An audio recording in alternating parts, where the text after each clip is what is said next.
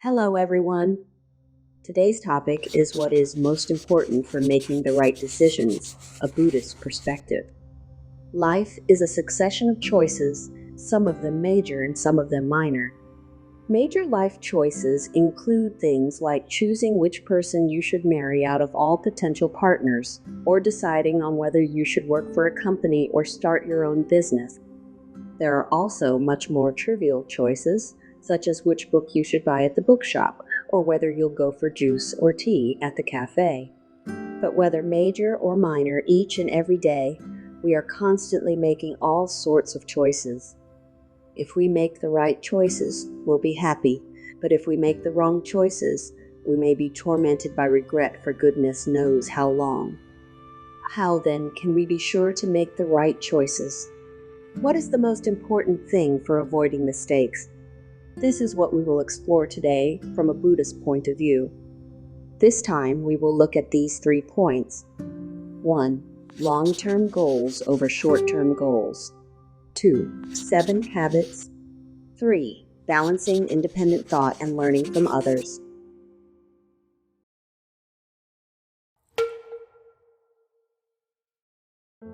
If you focus on long-term goals rather than short-term goals, you're more likely to make the right choices.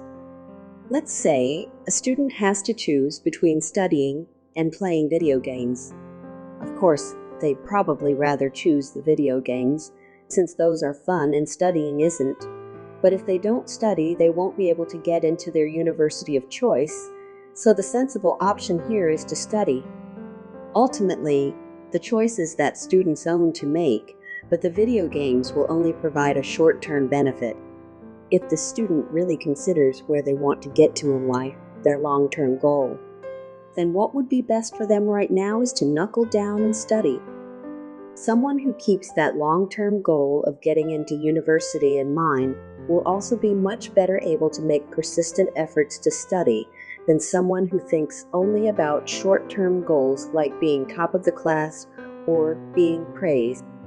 If someone who focuses on being top of the class doesn't succeed at their goal, they'll easily get discouraged and give up on studying, whereas someone who focuses on getting into university will be able to keep doing their best, regardless of how they rank in the classroom. There's also the danger that actually attaining that short-term goal of being top of the class will make that person complacent and think they no longer have to study so hard. Someone with a long-term goal of getting into university will not stop trying their hardest to study until they've passed their exams, even if they become top of the class in the meantime. However, if someone has an even longer-term vision of going into a particular career, they will be even better able to keep working hard and for longer. A fair number of people find that once they've gotten to the university they aim to go to, they lose motivation and even start questioning the point of everything. For someone who chose that university with the aim of landing a particular job in the future, however, university is still but a waypoint on their journey, so they're able to keep putting effort in. Someone who thinks even further ahead and considers what they want to achieve after getting that job will be even better at staying the course because they'll have an even longer-term goal in mind. The further ahead you think, and the firmer the idea you have of what you want to accomplish by doing what you're doing now, the better you'll be at making good decisions. This means that the most important thing to consider is, what is it that you ultimately aim to achieve? Going through life without a long-term vision or purpose is like wandering about aimlessly in the wilderness. Let's say you feel like foraging one day and traipse into the woods on a whim in hopes of finding wild mushrooms and vegetables. Perhaps you were at least sensible enough to bring a compass. But the deeper you go, the more you find the compass acts strangely, to the point where it eventually becomes useless. Now you have no sense of direction and aren't quite sure where you've got to. All around you, you see nothing but trees, grass, and overgrown weeds. You have completely lost sight of where you came in from. You try to retrace your footsteps in hopes of getting back out again, but the woods just go on and on and on without any end in sight. An uneasy feeling creeps up inside you. Have you gone the wrong way? Could it be that you've only gone deeper into the forest instead of getting any closer to leaving it? Oh no. Oh no. You try to calm yourself and decide to see what'll happen if you take a different direction. That way, however, soon leads you to a steep, rocky hill that you just don't have the energy to be dealing with right now, so you turn back again. Then you think maybe you should look for areas where the trees are sparser, but as you do so, you wind up going around and around in circles, still not getting any closer to finding your way out. Eventually, you use up all your energy running about cluelessly, having never managed to escape the woods. If you find yourself lost deep in the woods, what's really important for survival is actually conserving your energy. That being the case, you should avoid walking if you don't know which way you should go. There are various ways you can figure out which direction you're headed in, even without a compass. For instance, if you look at the rings on a tree stump, there will often be more space between each ring on the north-facing side. If it's nighttime, you can try to navigate by looking at the stars. Polaris, the brightest star in the northern hemisphere's sky, is called the North Star because it is always north no matter where you are. Once you've figured out which way is which, you simply need to keep walking in the right direction. In much the same way, if you go through life without knowing clearly what it is you want to achieve, you'll end up wandering around aimlessly and wasting time and energy, likely leading to regrets in the end. It's only if you have a clear picture of what you want to work towards that you'll choose your steps wisely.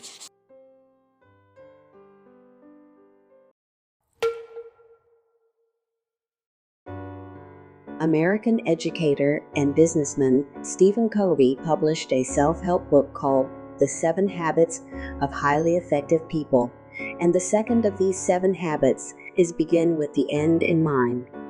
In other words, when you're making life choices, the first thing you should do is establish what exactly it is that you aim to achieve.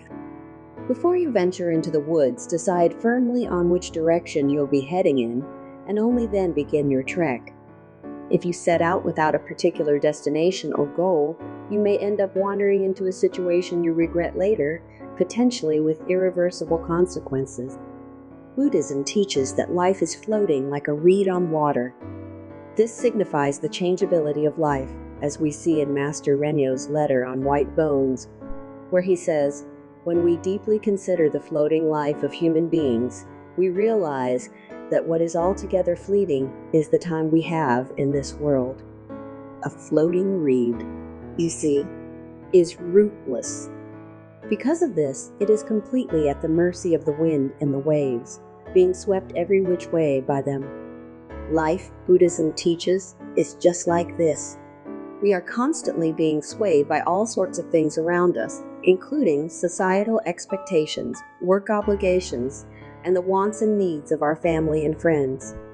Because of this, we can easily end up without a firm sense of what it is that we really fundamentally want, leading to us merely drifting along the river of life, numb and detached. Buddhism teaches that this happens because we do not know the purpose of life.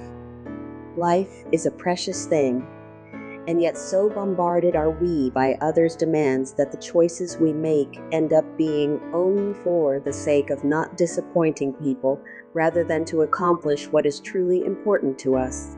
And so our precious life ends with us having done nothing but drift along aimlessly the entire time. First of all, you need to ask yourself, what is it that I really want to accomplish? Only once you've established that should you begin a course of action. Beginning with the end in mind, then, is not only something useful for our various goals within life, but something that applies to our lives as a whole. In which case, the end we should have in mind is death. What is it that we want to accomplish before our time is up? Buddhism teaches that being mindful of the transiency of life in this way is highly important, stating that to see impermanence as it is the first step towards attaining the Bodhi mind. In other words, earnestly confronting death is the first step towards attaining true happiness. If you forget about the matter of death or push it to the back of your mind, you'll never know what the true purpose of life is. Life, of course, is limited. We only have the time we're afforded from birth till death. The purpose of life then means what it is that we are supposed to use that limited time for. Imagine you are told you have 1 month left to live. What would you do with that time? Whatever it is that you feel you absolutely must accomplish in that time is, for you, the purpose of life. Would you want to just carry on as usual during that final month of your life? Would you feel satisfied if you spent that month dragging yourself through day after day of tedious work? What is it that would make you feel as if you've really lived? Whatever it is that would make you feel that way is probably what you'd want to use that time for. No longer would you be able to sit around just idly killing time. If all you had left was that 1 month, every day of that month would be precious to you. So what would you do? What would make you feel you truly lived your life? There would probably be all sorts of people you'd want to see, songs you'd want to hear, things you'd want to know or get done. Many people probably feel that they've been spending their lives forcing themselves to listen to things they didn't want to listen to, go to places they didn't want to go to, endure the presence of people they didn't want to be around, and so on and so forth. You can't really call that living your life. If you really only had 1 month left to live, you would naturally want to spend it doing things that made you feel, yes, I've really lived my life for this past month. It is said that people go through 2 major kinds of personal evaluation in life, when they're trying to get a job and when it's their funeral. What gets evaluated when you're trying to get a job is things like your qualifications, employment history, and skills. At your funeral, however, your friends and family will evaluate what kind of person you were. Ah, yes, he always was like that, wasn't he? Yeah, that's the kind of person she was. The question is then, how do you want to be remembered at your funeral? While what's on your CV is indeed important, the kind of impression you will have left on people by the time your life is over is surely far more important. Once again, this shows the importance of beginning things with the end in mind. When making life choices, you might want to consider what kind of person you want to be remembered as at your funeral. That doesn't mean, of course, that others' opinions of you are the be-all and end-all, but they can significantly influence how you feel about your life when it's coming to an end. When you go to your death, will you feel happy and satisfied about the life you got to live? Or will you regret everything and wish you'd done things differently? Confucius once said, "If one hears the way in the morning, one may die in the evening without regret." In other words, if you come to know of and accomplish the real purpose of your life, then no matter when death may come for you, you will feel like you've really lived and won't have any regrets. What is the purpose, then, that will leave us with such complete satisfaction once we accomplish it? It is only once we wholeheartedly confront the matter of death that the answer will become clear to us.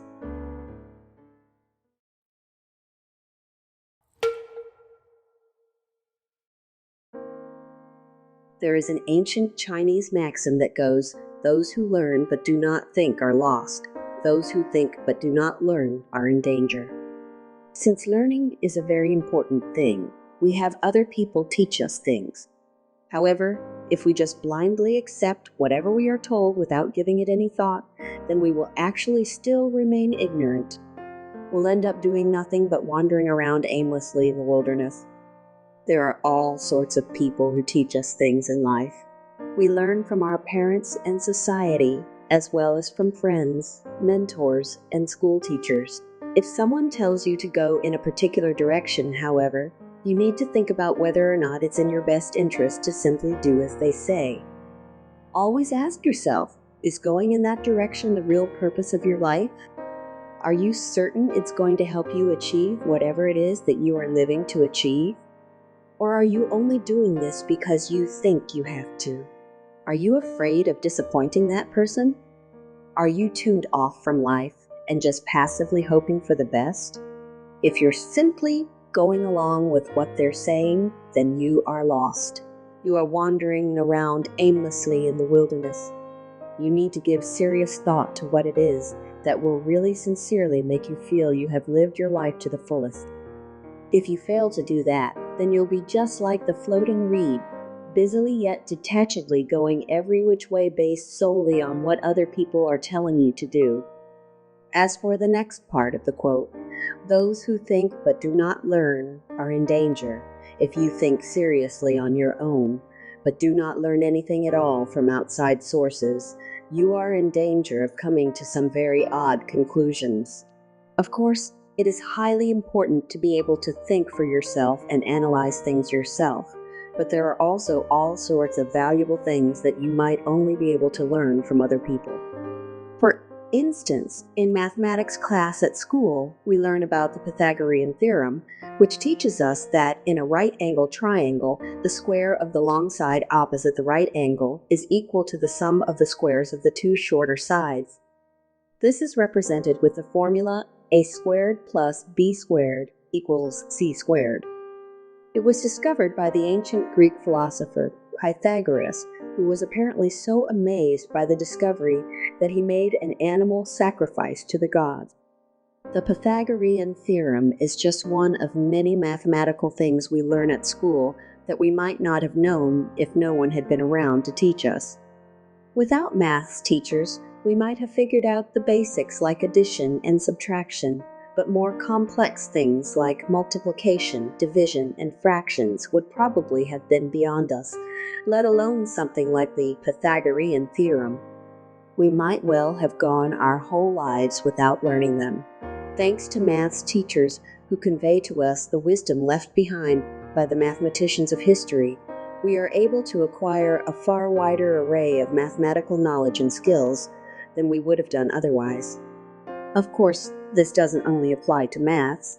Thanks to those who teach us about history, physics, biology, and all other school subjects, we are able to learn about so many things we might otherwise never have known, and potentially go on to make further discoveries in those fields too. In just the same way, we are able to learn about the purpose of life thanks to those who convey to us the wisdom left behind by scholars throughout history.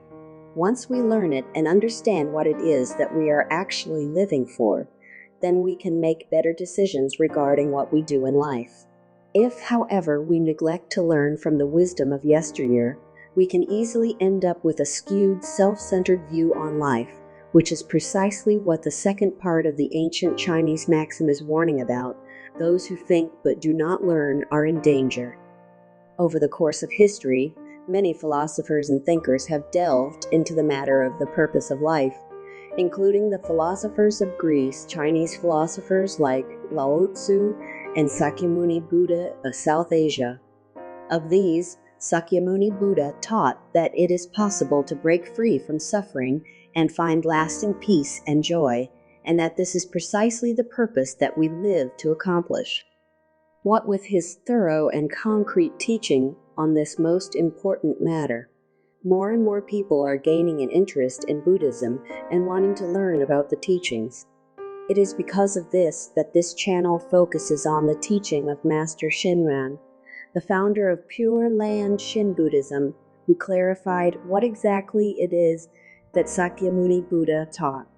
Each video explores various aspects of the Shin Buddhist teaching via familiar, everyday topics and aims to explain the wisdom of Buddha in a way that is easy to understand.